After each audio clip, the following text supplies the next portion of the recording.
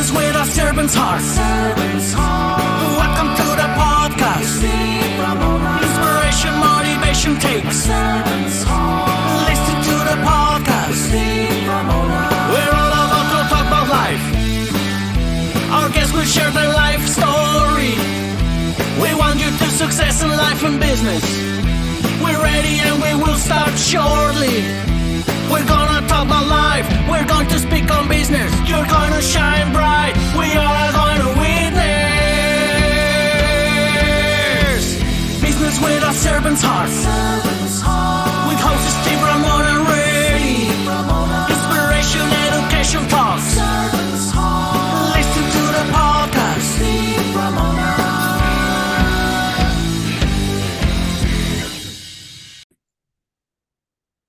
Welcome, everyone, to Doing Business with a Servant's Heart podcast. I'm your host, Steve Ramona. I am thrilled to have you join us today. This podcast is dedicated to exploring the idea of doing business and living life with a purpose, serving others, and yes, achieving success, and also solving problems, which we're going to talk about today. You guys and girls, you got to listen to this because this is for everybody. We believe that when we approach our work and our lives with a servant's heart, we can truly make a difference. We create this show for you because we want everyone to be motivated, inspired, and educated to make an impact in your world, whether you're an entrepreneur, a community leader, or simply someone looking to bring more purpose into your daily life. This podcast is here to support you. I like to say purposeful. I should make sure I don't say it too many times. Now, while listening to my incredible guests, and you're going to be blown away, as I said earlier, think about how you're going to serve today and what impact you will create today. And today's episode is brought to you by our amazing sponsor, Pantheon Alliance. Picture yourself joining an elite, high-income earning community of business owners, entrepreneurs to grow your network, get your message out, and build your thought leader platform. It's an incredible opportunity to expand your network and elevate business to new heights. If you have any questions, reach out to me. Today, this is an emotional podcast because when this happens to you, it's extremely emotional. We're going to talk about scams, especially with women, but everybody. We're going to talk about online. There's good about online and there's bad about online. We're going to talk the bad side that you all need to be aware about and not put a shade over your eyes. Go, oh, it's not going to happen to me, which she's going to get into. Debby, welcome to the show. Thank you so much for having me. I really appreciate you being here.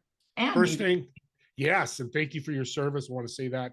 I appreciate that. She was in the Air Force, and any of our military need to be saluted and supported in any way we can do that.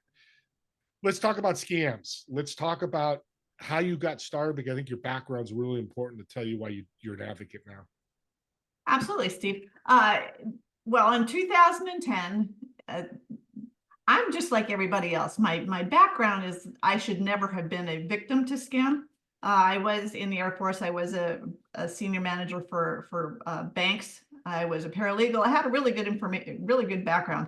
What I didn't expect is that I got a phone call from my son one morning and he said, "Mom, Dad just died. I'm coming home to take care of everything." I was just almost 52 years old. My husband was almost 56. I hadn't expected that at all. So it was sudden. It took me by complete surprise. I figured Lou would have lived to 100, but I didn't think he would die at 56. And so that threw me into running his company, which I knew nothing about, which is benfocomplete.com. We sell a vitamin supplement for diabetics with neuropathy, and Lou had diabetes and neuropathy. I did not. So I had to figure out how to run his company because that paid our bills. And between him dying so suddenly and not knowing how to run the company and just all the emotions of everything, about 6 months later, I was doing fairly well. I used all my resources in running the business, but my friends came to me and said, "Look, you need to get a life." And what they meant was you needed something other than working 20 hours a day and trying to sleep 4. Because I didn't have time to grieve, and I didn't have time to understand what had happened. Lou and I had both been in the military, and when he left on a Wednesday to go on a business trip and then never saw him again, I got that phone call and I never saw him. It was almost like he'd gone off on a TDY, a temporary duty, and forgot to call me. And so I was running on energy, anxiety, all these things, trying to pull information from customers, from suppliers, from other business people, because I was a solopreneur, which I'm sure many of your listeners are. And I realized at that point that there's no I in team, and I was trying to do everything and I was totally exhausted. So when my friends came and said, you need a life, they meant you need to get out there again. You need to maybe go on a date. And I'm thinking, oh my gosh, I didn't like that when I was 16. I can't imagine doing it again at 52. And all those insecurities come out, not smart enough, skinny enough, all these not enoughs, in spite of my great background with business. And I said, okay, let's just try it. So I did the safe route. At least I thought it was safe. I went online to a faith-based dating site and thinking that I would have good things in common with gentlemen my age or a little bit older. And I was sorely surprised that most of the guys couldn't write better than a fifth grader, or showed up with, I call them the wife beater t-shirts, the t-shirts with no sleeves. And I'm thinking, oh, this isn't what I wanted. Because my husband had been brilliant. He was a briefer for the Air Force Chief of Staff. And so I wanted a business person that could help me with my company. And I wanted someone that I could talk to, someone, whatever. But I was safe being online because I'd been married for almost 26 years and I wasn't ready for somebody in person, but I was ready to develop a relationship online or by calling or phone or whatever, or emailing. And so I was contacted by who I thought was a very good looking gentleman from England. He was a contractor, international business, and just all the checks, right? He was a widower.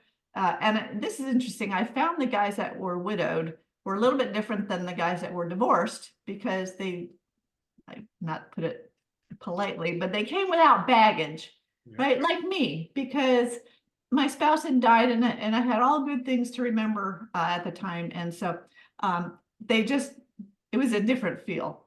Yeah. So we entered into this online thing and he was a contractor out of Houston at the time, working in Houston, got a job, took him overseas, which I thought was really interesting.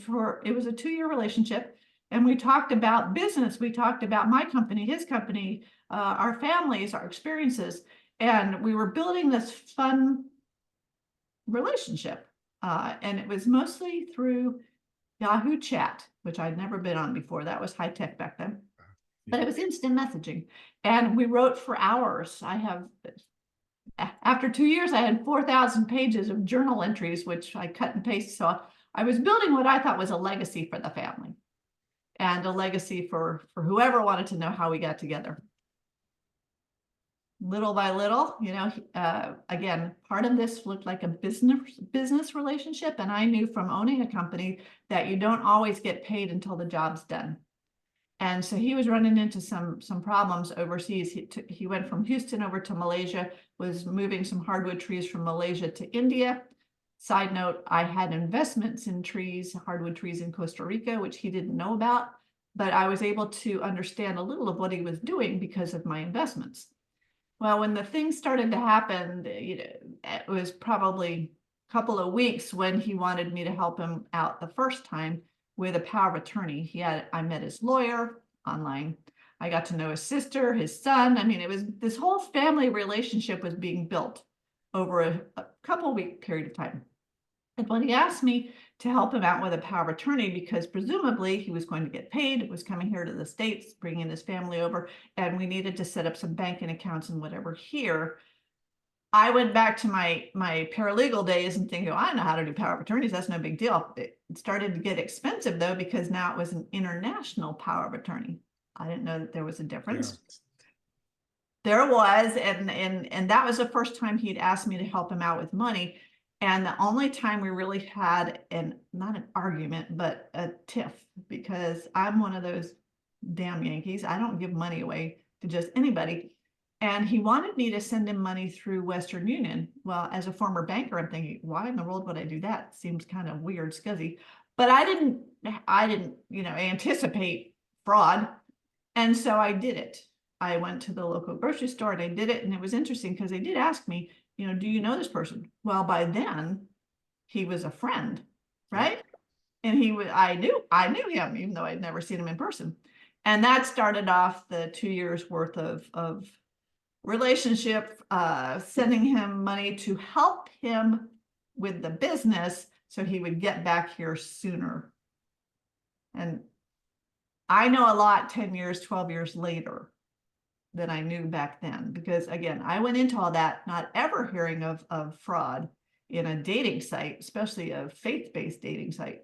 And it all came crashing down almost 2 years later. I got that phone call. Well, actually, I didn't get the phone call. I got an email saying, how do you feel about forgiveness? And we got into this Yahoo chat conversation about forgiveness, and it went on for hours, and then we got disconnected, which is not unusual. Came back and he said, let's revisit. And so we did. And I'm like, what did I do? Why are we talking about forgiveness? And thinking, what did I do? And he goes, I have something to tell you, and it's going to hurt you. At that point, I'm like, well, why do you have to tell me? He goes, I have a confession to make. And I'd heard that once in my 26 years, and I didn't really like it. And something, I don't really want to hear this, but he goes, I have to confess to you that this has all been a scam. And I'm thinking, 2 years? You've lied to me for 2 years? How could anybody lie to me and get away with it for 2 years? Because throughout those 2 years, I would get addresses and I would do a Google search on it. And, I was former Air Force intelligence imagery analyst, and I would look to see if it was a house or what it was, and try to put together the story. And when he came back and said, this has all been a scam, I'm thinking, well, now you're sick. Now that something's really wrong, you have to prove to me that what you're telling me today is the truth. And on Yahoo chat, I didn't know this at the time, but there's a camera, and he could come on live, and he walked me through that and visualized my screens, dual screens. I'm seeing this handsome Brit, and then up pops a little corner camera. And now I'm seeing this dark-haired, dark-skinned, dark-eyed young man with a big smile on his face. And it's like I hit a brick wall. I'm like, what just happened here? I'm looking at this kid, and he says, can we keep this going? And I'm like, are you out of your mind? I did not know that. Well, and I'm thinking, what does he want to keep going? I don't have any more money because, at that point I've given away $1 million or over $1 million, which I didn't have. And I need to explain that part too. But I'm thinking, what does he want out of this? Because I don't have any more money. But he wanted to be a friend. And part of me felt like if he had asked me that 2 years ago, I would have been your friend. I wouldn't have sent me any money. But, I was a generous person. And if he had needed help with his siblings or whatever, I would have helped him a little bit. But to be deceived so badly, my heart got ripped out from underneath me at that point. Worse than when Lou died. Because now, well, fortunately, I have a face to a problem. I saw him, and it was like hitting a brick wall. But my head, which had been led by my heart for 2 years, was now back in, okay, let's figure out how we can catch him. And it was like that until I went to the FBI the next day, and they said, sorry, there's nothing we can do. And that's when I shut down. And that's when most victims of fraud or of any victim situation, when you don't get any assistance from anybody, you shut down and you don't want to talk about it. And I didn't want to tell anybody, but I did talk to my mom and dad. I called them right away because they were the first ones to take care of when Lou died. And I had also gotten them involved up to the amount of $100,000. They had helped me, thinking that he was coming home, and at that point, the hardest thing for me to do was to face my parents and say, I'm so sorry. I will get you that money back. I have no idea how, but I will get you that money back. And I didn't have the money. I found it. I sold jewelry. I sold investments. I sold, whatever I had, thinking my 401k, my retirement plans, thinking that I would just take a loan on them and get them back, so I wouldn't have any penalties. Well, now all of that was gone. And I'm faced with all those financial issues, plus my, emotions were just worse.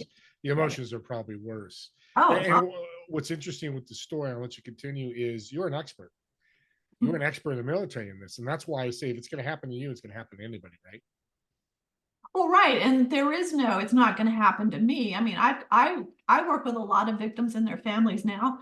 And even when I went out and first started speaking about this, it took a while.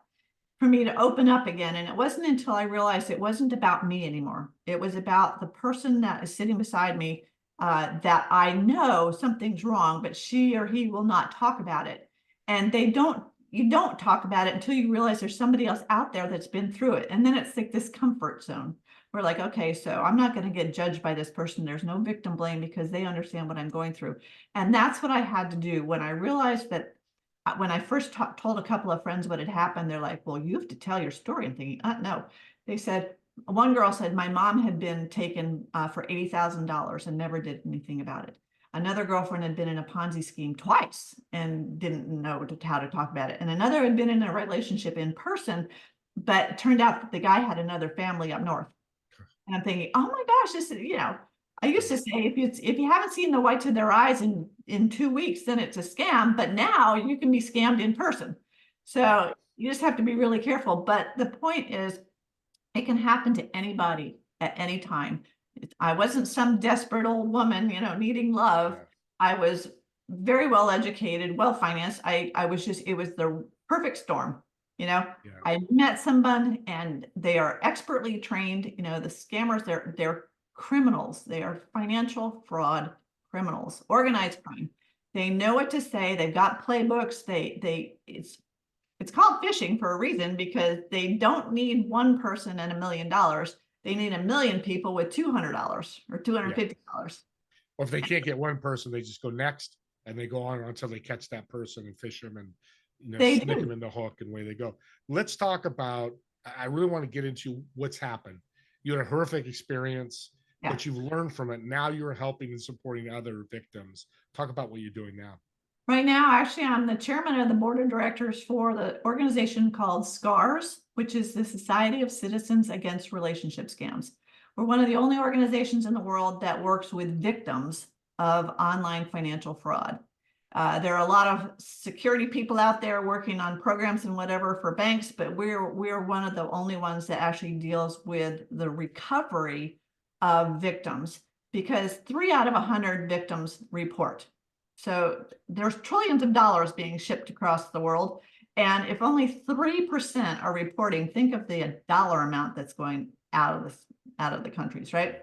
But most people don't want to say anything because the immediate reaction of family and friends is, wow, that was really stupid of you. How in the world could you have done that? So the victim blame gets piled on top of you, and then you shut down. And that leads to increased depression, increased trauma, and then ultimately to suicide. We see suicide daily, which is just a shame, because now you've got someone that's 60, 65, 70, 75, 80 years old who has lost their retirement funds. They've lost family. They might have lost a home, because the scammers actually will get you to remortgage your home or take a loan out on your home, or do what they did with me, sell my retirement account. So you're so desperate, and then to have no support, it's devastating. So what SCARS does is, actually we're launching a new program on Monday called Survivors School. And it's a 15-week program where we actually will educate you on how it happened, what the psychology of the scam is, how to understand the amygdala hijack, the brain movement and all that stuff, and then how to recover financially. You're not going to get the money back, but you have to understand that, yes, you did it, but the only thing you did wrong was say hello. And then they've taken it from there. So the SCARS program, which is fabulous, and actually you can see it on scamvictimssupport.org. We train folks on this is what happened, this is what you do next, this is how to report to police, because there's a fine line on how you can go in and report it without being emotional and they turn you off. You have to go in and report it as being a financial fraud. Everybody knows what fraud is. They don't know what a romance scam is. And then I work with bankers now. I work with financial institutions on how can bankers, when they recognize it, because they're many times the first ones to see it or to feel it, if they go into their client and say, well, don't, you're being scammed, like I did to my children. I said, hey, I'm the adult, leave me alone. So we have to train them on how to ask those leading questions, how to get, some information out of them, and then say, I think maybe we ought to look into this further. And I think there is talk now about having to slow down the wire transactions, how to slow down, Bitcoin. I've had a couple of women that have gotten involved in Bitcoin, and they're running around town going to all these little Bitcoin ATMs trying to figure out how to send $10,000. One actually got stopped by the store owner because she was so frustrated in figuring that out. He goes, "Wait, I think you're getting scammed." And he explained to her why, and she stopped. But she was scared to death because sometimes the criminals are on the phone with you, walking you around town to do this kind of stuff. And that's the thing, they scare you. They make you think that they're going to come after you. And back in the day, back in 2012, they were overseas, right? They were in Nigeria. They were cowards. They were not going to come get you. Over the years, though, they have moved here to the United States. They do have people here in the States. And the folks that are getting caught are the ones that are here in the States, not the big guys across the pond.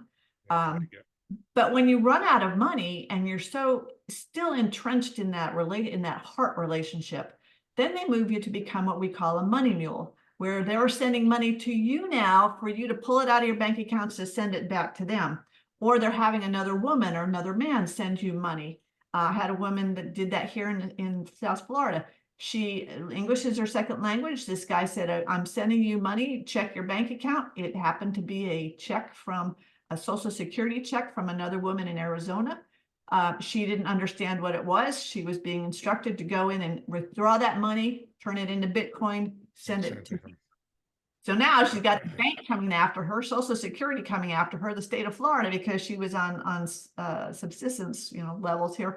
And I said, and she didn't understand why. She didn't want to talk to her son, and she's going to have a heart attack because she's so stressed out. It's devastating. So what we do with Scars Again is we have, I run a monthly support Zoom call where we just talk about these things. And I'm kind of the motivational Monday, like, you are going to get through this, because at the beginning, you don't think you're ever going to get through it. You don't think you're ever going to get your money back, which you probably won't. But if you're 65, 70 years old, you're not looking to start a new job. But there is help out there. And that's why you need to report it, because the state might have some assistance for you. Our young victims who are getting caught up in pig butchering, and that's the investment scams with the crypto, learning how to do crypto and then getting all your savings taken out.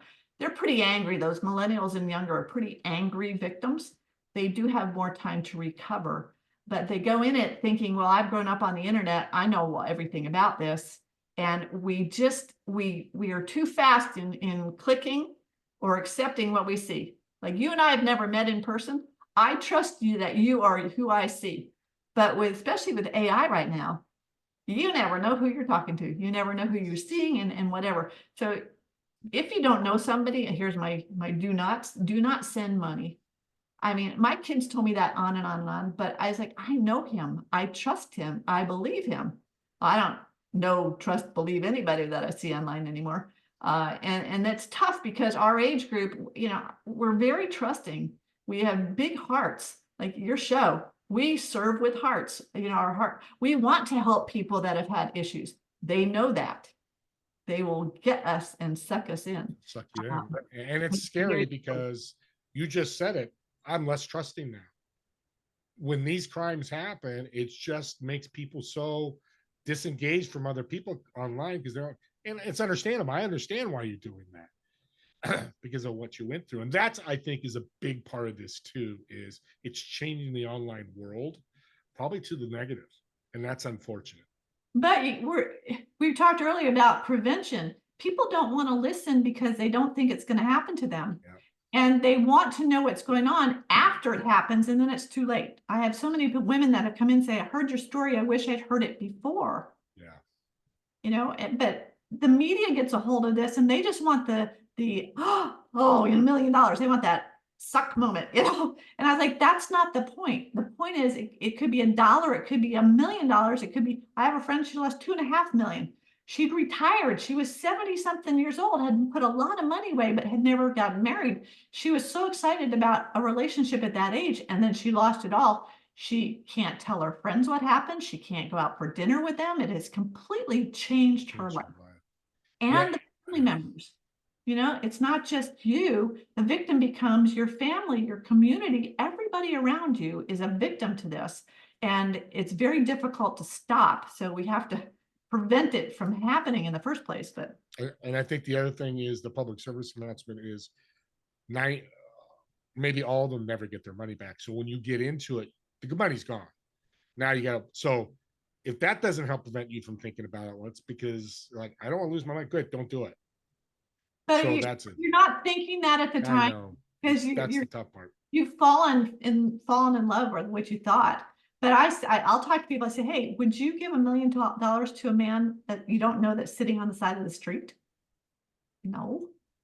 We were very reticent in giving them even $1 sometimes, because we've had advertisements down here about the homeless guys sitting on the street. They're really, wealthy guys from out in the suburbs that put on their clothes and sit there during the day and then go back and get in their BMWs. So when I drive down the street and I see the panhandlers, part of my brain's going, that's not really a panhandler. I do the same thing. I'm with you.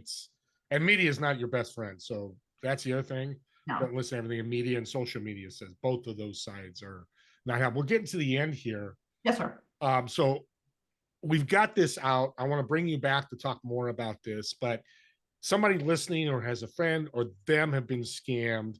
How can they find you? Because they need to reach out to you. Well, they can reach me at thewomenbehindthesmile.com.